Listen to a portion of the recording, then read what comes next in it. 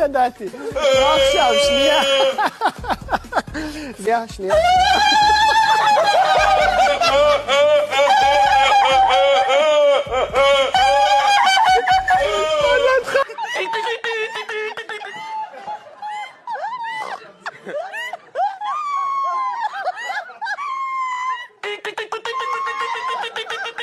Même à imiter, c'est impossible.